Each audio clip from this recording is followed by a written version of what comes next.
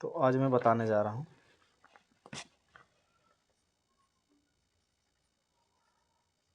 संविधान निर्माण प्रक्रिया। ठीक है, संविधान निर्माण की प्रक्रिया में हम देखते हैं सबसे पहले जो ब्रिटिश सरकार के द्वारा किया जाता है वो क्रिप्स मिशन। ठीक है, स्टैफर्ड जो क्रिप्स थे इनके नेतृत्व में। अच्छा, संविधान निर्माण की प्रक्रिया जो स्टार्ट होती है वो कांग्रेस का देन नहीं था। संविधान ऐसे ही नहीं बना था। संविधान बनने की प्रक्रिया में कई सारी चीज़ें हैं और उसमें है सबसे पहला विश्व युद्ध। ठीक है, प्रथम विश्व युद्ध होता है, फिर द्वितीय विश्व युद्ध होता है। तो पहला जब विश्व युद्ध हुआ उसके बाद जब दूसरा विश्व युद्ध होता है, दूसरा वाला, तो इसमें जो ब्रिटिश शासन था उसके बहुत सारे पैसे, बहुत सारे सैनिक इस युद्ध में लगा दिए गए।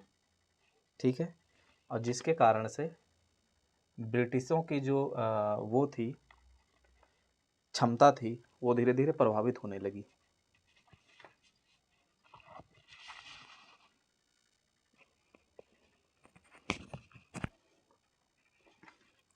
अब जो है ब्रिटिश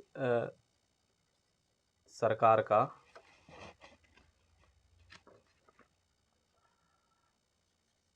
जब क्षमता प्रभावित होने लगी तो उनको यह निश्चय करना पड़ा कि, और कांग्रेस की मांग थी भी,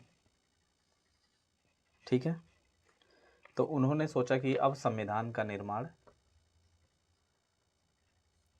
करवाया जाए, इसका कोई ना कोई समाधान निकाला जाए। तो मार्च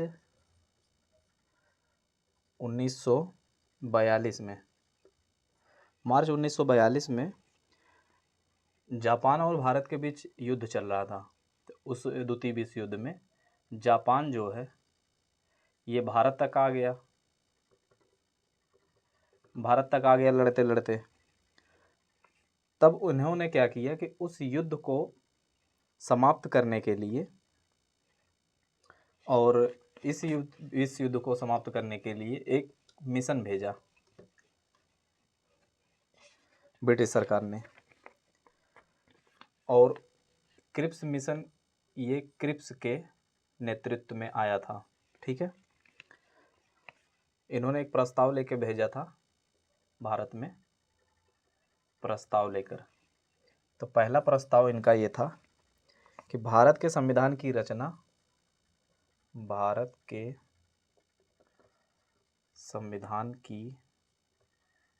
जो है एक संविधान सभा करेगी। संविधान सभा करेगी। दूसरा प्रस्ताव था कि भारत को एक डेमोनियन परिस्थिति, भारत को एक डेमोनियन परिस्थिति, ठीक है, और ब्रिटिश राष्ट्रकूल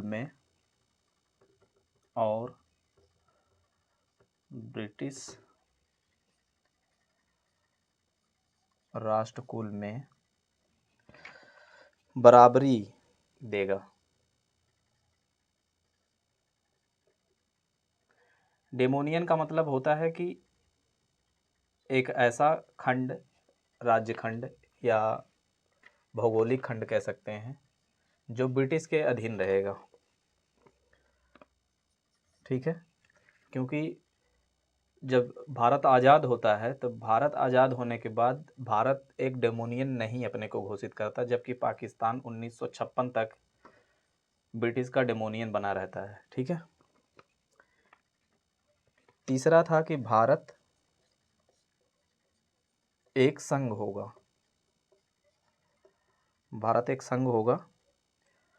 जिसमें राज्य और प्रांत शामिल होंगे, ठीक है, देशी रियासतें भी शामिल होंगी। चौथा था कोई प्रांत यदि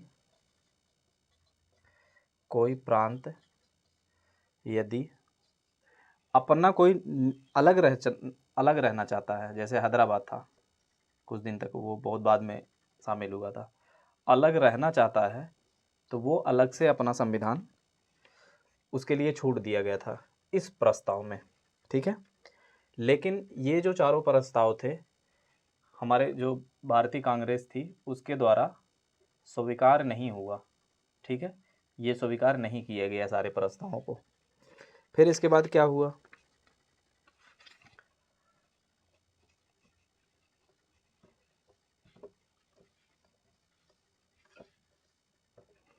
अंत में भारत ने कांग्रेस और मुस्लिम लीग की सहमति न होने के कारण ब्रिटिश सरकार ने अपना प्रस्ताव रखना पड़ा। जब मुस्लिम लीग, भारत में दो ही संगठन उस समय थे, पहला था कांग्रेस और दूसरा था मुस्लिम लीग, ठीक है, जिसका गठन जो है, जिसका नेतृत्व स्थापना आगा खां ने किया था। बाद में इसके जो लीडर थे वो जिन्ना बन गए, जो जिन्ना बने तो पाकिस्तान की मांग को और सुदृढ़ किया, ठीक है। तो ये दो ही संगठन थे उस समय, तो इन दोनों में आपसी सहमति ना होने के कारण ये प्रस्ताव जो है नहीं आगे मान्य हुआ। फिर अंत में अंग्रेज़ों ने अपना ही प्रस्ताव खुद से रखा, वो रखा उन्होंने 16 मई 1946 को, ठीक है। और एक संविधान सभा का गठन हुआ और उसकी जो पहली बैठक थी, संविधान सभा की पहली बैठक 6 दिसंबर 1946 को हुई थी, ठीक है। और 20 फरवरी 1947 को ब्रिटिश सरकार ने एक कथन पेश किया, कुछ कहा। तो सरकार ने क्या कहा था, पहला था जून 1948 को ब्रिटिश शासन समाप्त होगा, ठीक है। दूसरा था यदि संविधान सभा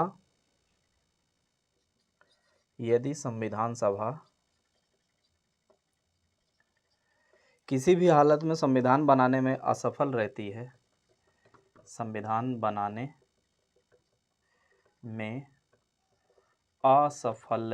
है, तो क्या होगा। तो ब्रिटिश सरकार यह तय करेगी कि ये शक्ति किसको सौंपी जाए। तो ब्रिटिश सरकार यह तय करेगी कि जो पावर ऑफ गवर्नमेंट है, शक्ति किसे सौंपी जाए, ठीक है।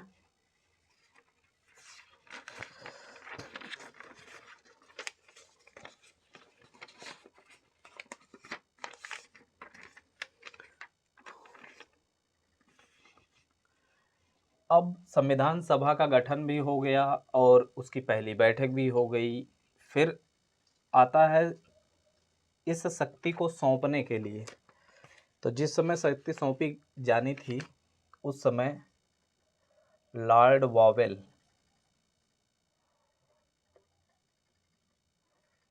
ये जो लॉर्ड वॉवेल थे, इनके स्थान पर, ये गवर्नर जनरल थे, इनके स्थान पर लॉर्ड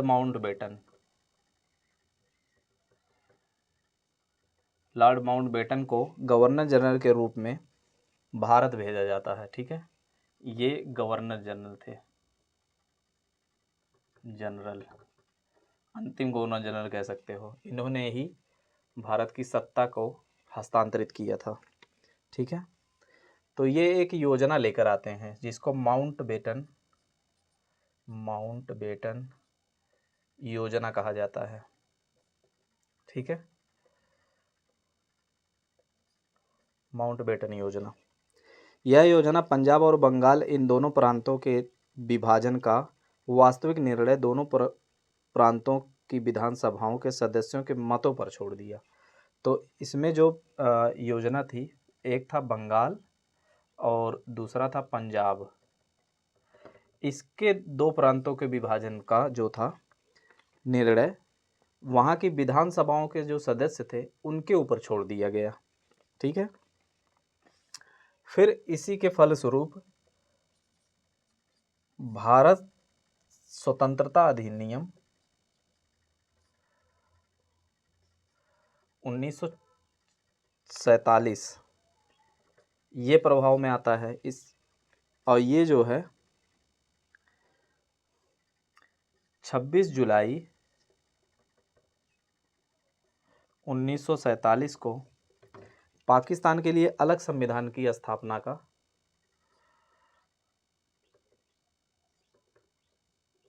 पाकिस्तान के लिए अलग संविधान का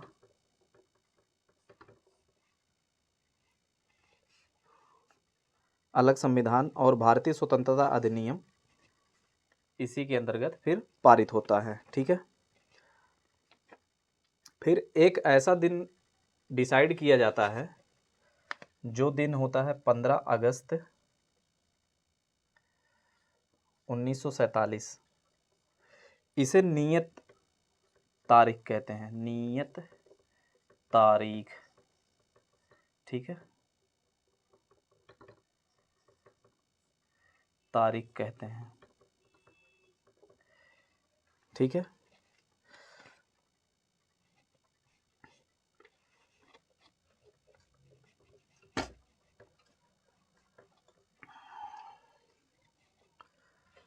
अब संविधान सभा की कुछ बातें थी।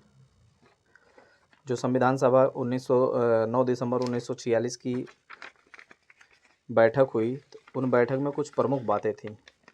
पहला था प्रांतों को 292 सदस्य निर्वाचित करना था। सदस्य निर्वाचित करना था। ठीक है, जो और देसी रियासतों को कम से कम देसी रियासत को कम से कम 93 स्थान दिया गया था। स्थान दिया गया। ये हो रही है संविधान सभा की प्रमुख बातें कुछ थी, वो है। दूसरा था प्रत्येक प्रांत के स्थान पर 3 प्रमुख समुदाय, जो प्रांत था इनको 3 कैटेगरी में बांटा गया था, सब 3 समुदायों में। पहला था मुस्लिम, सिख, ठीक है। तीसरा था साधारण, इसमें सब थे, ठीक है।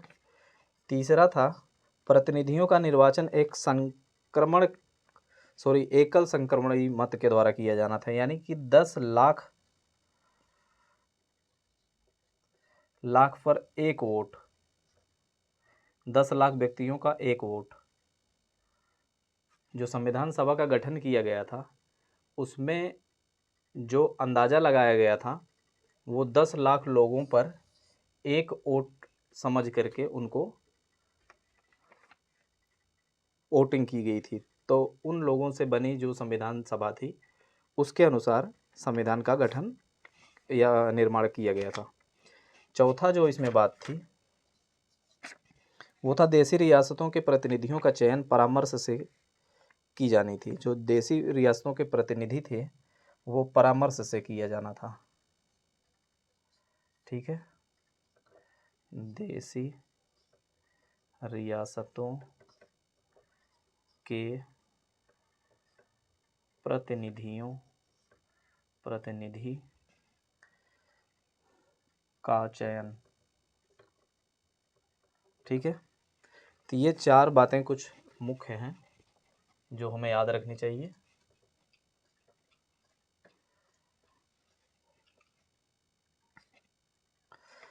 अंत में जब संविधान बन के निर्माण हो जाता है तो इसमें केवल 284 सदस्य बचते हैं।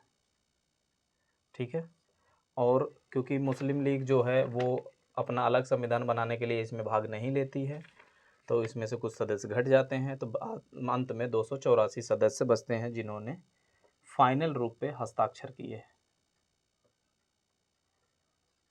ठीक है, संविधान पर 284 लोग।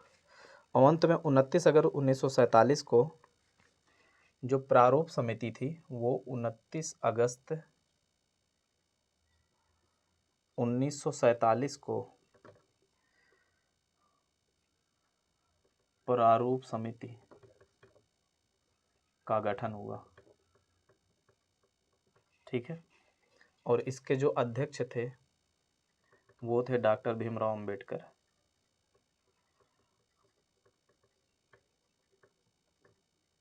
ठीक है, ध्यान रखना 29 अगस्त 1947। ठीक है, और इसके अध्यक्ष डॉक्टर भीमराव अंबेडकर थे। और फाइनली जो है हमारा जो संविधान है वो 26 नवंबर 1949 को पारित होता है और इसी समय आंशिक रूप से ये लागू होता है। और पूर्ण रूप से जो संविधान है, पूर्ण संविधान पूर्ण रूप से कब लागू होता है? यह है 26 जनवरी 1950 को। ठीक है, तो ये कुछ बातें थी जो संविधान प्रक्रिया निर्माण की प्रक्रिया में थी। ठीक है।